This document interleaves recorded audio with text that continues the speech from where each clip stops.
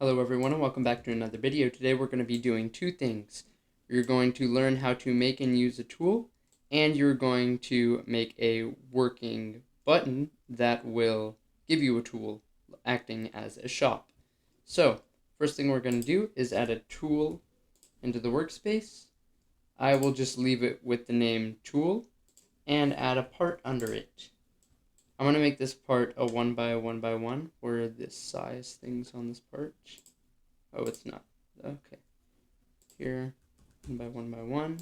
You can make this whatever you want, but I just want to make this like a teeny little neon blue cube, just for the effects of it.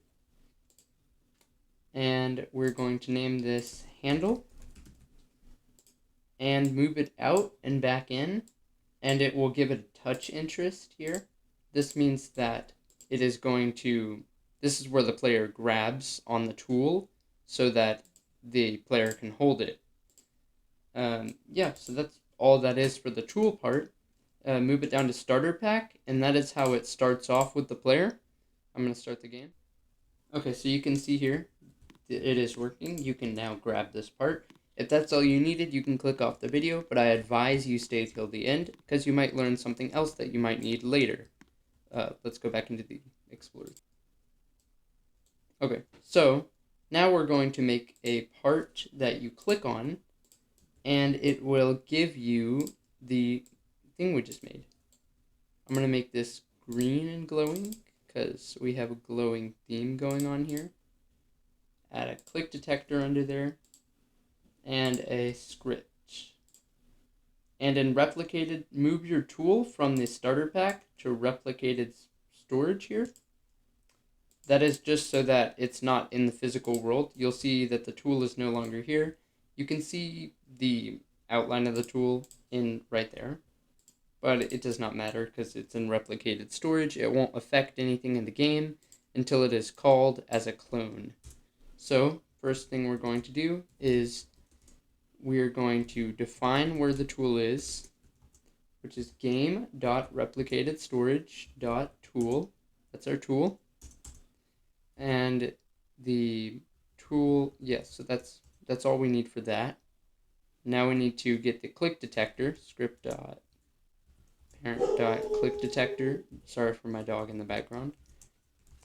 And we're going to pretty much just type this. This means whenever the click detector is clicked, a mouse click, it's going to connect with this function here. And we have to add player. The player who clicks this will be outputted as player right there. So, sorry I keep saying so, I'm used to saying so. The first thing we're going to do is make the tool clone, which you can call this whatever you want. I'm putting it as tool copy in this script here. Not instance.new. It'll be tool clone.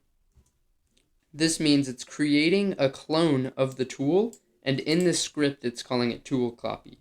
So now we have to define everything for it, like the parent, which is going to be our player's backpack, player.backpack. What this means, whenever this tool is cloned over, it's going to immediately become part of the player's backpack, which allows the player to equip it like you saw in the starter pack. Pack. And then the name, this is what it's going to show up as in the player's backpack too. So I'll call it glowing cube, because it is a glowing cube. So I'll put an underscore here. It doesn't matter if you put the underscore, I just put that because I wanted to. And then we have to define one more thing. What was it? Nope, I don't think we have to define anything else for this. And then, yeah, that should be it, actually. Let's go test that out. Okay, so now whenever we go and click this, it gives us our glowing cubes. You can see these are two different cubes. You can click it as many times as you want. They're all in the player's backpack. Like if you click on players, click on yourself, click backpack, you'll find all of our glowing cubes. Every time you click it, you get another glowing cube. Eventually you'll realize that they actually don't go in your hotbar. That's because it's filled up. They're in your actual backpack.